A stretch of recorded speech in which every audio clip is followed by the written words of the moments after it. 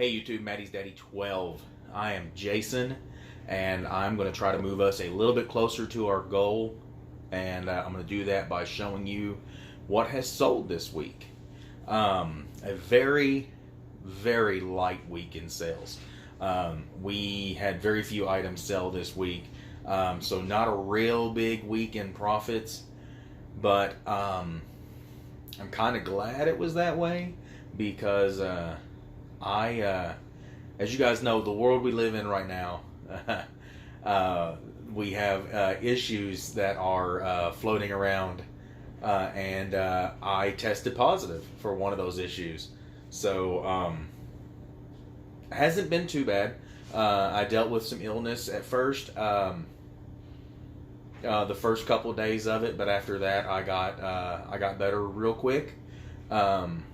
Dealing with a couple other issues not related to that issue, but other than that, like, it's been a pretty decent little time off, 14 days, but trying to get past all this, not been able to get a lot of things listed because I have been staying in the bedroom, with the bathroom in there.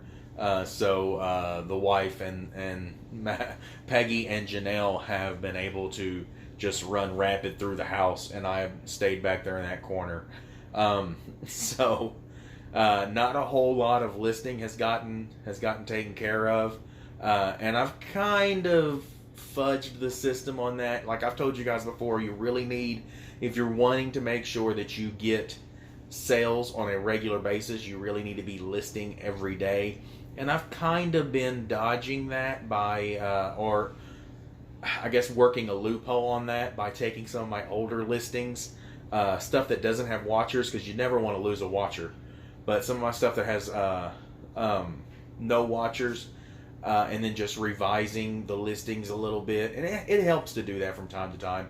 You end the listing and then you freshen it up, maybe change the price, change the shipping options, and then just relist it as a new listing. So like, you still get the item listed, but it's not actually a new listing. And I've been able to do that from inside the bedroom, and not had to interfere with anybody out here. So not a whole lot of things have been getting listed, so not a whole lot of things is getting sold. But it is what it is. We had something else happen this week. I'll walk you guys through that in this video also, and we'll go from there. Alright guys, our first sale of this week is a 6-pack of these little Squish Delish from season 3. Sell these in 6 packs and 12 packs. Got them pre-packaged right here. Save a little bit on shipping. I'm going to take it out of that bubble wrap and put it into this poly mailer. But I get these for free, so I pre-wrapped them in that. Should ship out rather easily. I have these listed as a 6-pack for $15.99, I believe. $16. I sent an offer to somebody for $14. They countered with $12. I accepted the offer of $12. That may sound like a little too low to accept the offer on these, but if you guys remember, I got these from the long tail pick, and I have about 3.5 cents invested in each of these.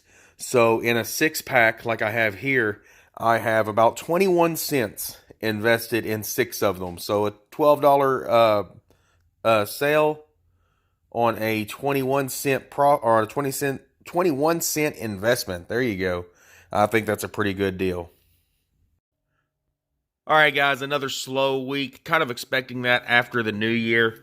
Wasn't expecting a whole lot of extra sales, but we still got one. We got a couple this week. This one is an Avatar: The Last Airbender. It is a little plug-and-play game. It does not work. It's got some corrosion in the battery compartment here. So I sold it as is for parts. Working, this will sell for around $20 to $25. There were none that I could find that were listed for as is for parts. So I was the only one with one with this condition. I listed it for $9.99, not really knowing what to expect. I ended up sending an offer of $9. They replied with an offer of $8. I went ahead and took it. So it is going to get packaged up and shipped out. I believe I paid $2 for this at one of the thrift stores up near Union College, where Madeline is in college. So after fees and cost of the item, we'll have about a $4 profit on this one. All right, guys, I'm going to take this moment, since we've had some slow sales this week, to talk about a part of the business that nobody really likes to deal with, but it comes with it. Returns. I had a return request. I've had several, but this is one that I want to talk about because this is one that I was probably in the right, and I probably could have fought it, but is it really worth the trouble? Not always. If you guys remember, I had that large Ralph Lauren tote, the blue one that had the yellow straps and the yellow little horse guy on it. I don't know if you guys remember or not, but I bought it at a yard sale for 50 cents, and it sold on eBay for $12.99 plus shipping. Pretty good little profit on that one. I was really excited about it until about 2 days after it got delivered. I got this message. It says, "Hi, I just received my Ralph Lauren tote, and I am not happy as it is used!" Exclamation point. I really am not happy that I got sold a used item. Please advise. Thank you! Exclamation point. I wasn't real sure exactly how they felt about it. Obviously, they were not happy because they stated that. The please advise, I'm not real sure what they meant by that. I don't know if they thought there was some kind of extra, recourse that they could go through that caused me more problems. But I have a no return policy, so this was not something that I was really too awful worried about. Especially since they're upset that it came used, and in the item description and in the item specifics. After I got this message, I went back and I made sure I checked both of those. The item is listed as used or pre-owned in both of those sections. I'm fairly certain it was listed as pre-owned, but pre-owned and used, I mean, you guys know how that works. It's basically the same thing.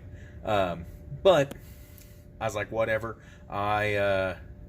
There was a slight disconnect between there somewhere, so I decided, okay, I'll message them back, and I did. And this is what I said back to them: I am very sorry you are not happy with the bag. The item is described as pre-owned in the item specifics and in the description. Since you did not see this and you are unhappy with the item, if you want to return the item, I will gladly accept the return. Please let me know what I can do to help you, Jason. So that was how I decided to address it. The way it came across to me, even though the please advise part of their message was a bit harsh, I guess, to say the least. I decided to take the slightly higher road and was like, okay, well, I don't normally take returns. But in this case, it seems like there has been an honest mistake, and I will go ahead and accept it. Honestly, the eBay return policy is pretty broad to begin with. It's pretty lenient. So even though I have a no return policy, you can still return an item even if somebody has a no return policy. So they could have sent it back to me, and there would have been nothing I could have done about it anyway. They answered quickly back with, "Hi, Jason. I am very sorry, and yes, I didn't see where it said used. Where do I send this back, and are there costs involved in returning this item? I am very sorry." So they basically admit there that it was an honest mistake. They overlooked it, and it happens, guys. As much as we hate to have to deal with it, the returns and everything, it happens. Your funds go on hold, and then it gets refunded. It is whatever. Are there additional costs? Yes, there is. eBay provides them with a shipping a shipping label that they put on the item and they send it back to me, I have to pay for that. Normally, since I have a no return policy, I can kind of fight that, and I don't have to pay. They can still return the item, but I don't have to refund any of the shipping costs. If they do push the issue on the shipping cost, that is something that eBay normally picks up the slack on. So that's something that I don't have to really worry about. I could have just refunded the $12.99. But I was like, okay, there's no real cost to it. Just jump on there to eBay, open up a return. Here, I'll just read you what I wrote. If you open a return with eBay on the item, they will walk you through the process of the return and will give you the shipping label and everything.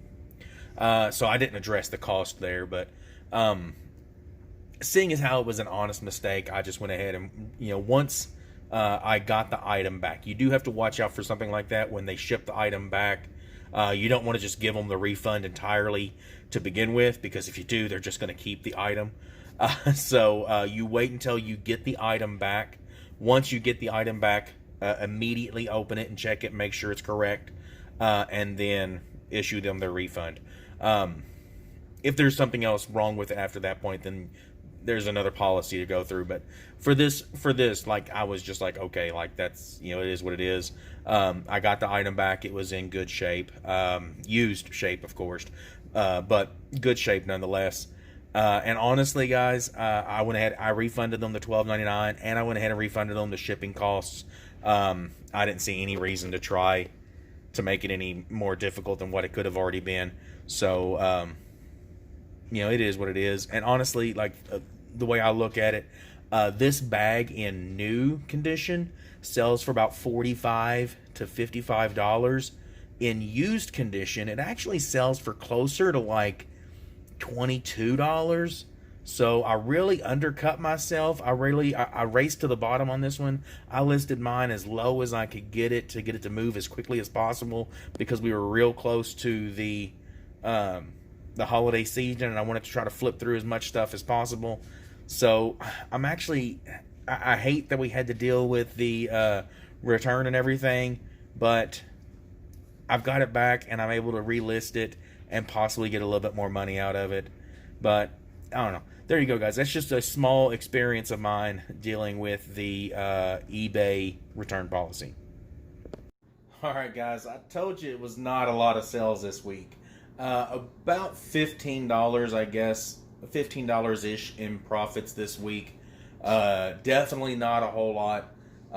But with me dealing with the illness and everything, and not being able to be out and about and listing anything, and definitely not being able to get out and purchase anything to list, has definitely hindered our ability to make any extra money right now. But thankfully, mine and Peggy's employer are both being extremely generous, and they are still paying us for this time that I've tested positive. So even though we are both off work, we're both still getting paid. So that's really good. So we move a little bit closer to our goal. We actually have a couple other things that have sold this week, but just like I had to deal with the return, like you got sometimes that somebody buys something and they don't pay for it. So we're still waiting on payment on a couple of items. Hopefully that comes through here soon, and I'll be able to get those shipped out. And if they do, you'll see those at the beginning of next week. But for right now, guys, I appreciate it. We only made about $15 worth of profit this week, so we get to move a little bit closer. Not very much. We get to move a little bit closer, but moving forward, constantly moving forward. That's what we need, is just constantly moving forward and constantly being able to set some money aside, even in these times when we're not able to work the overtime.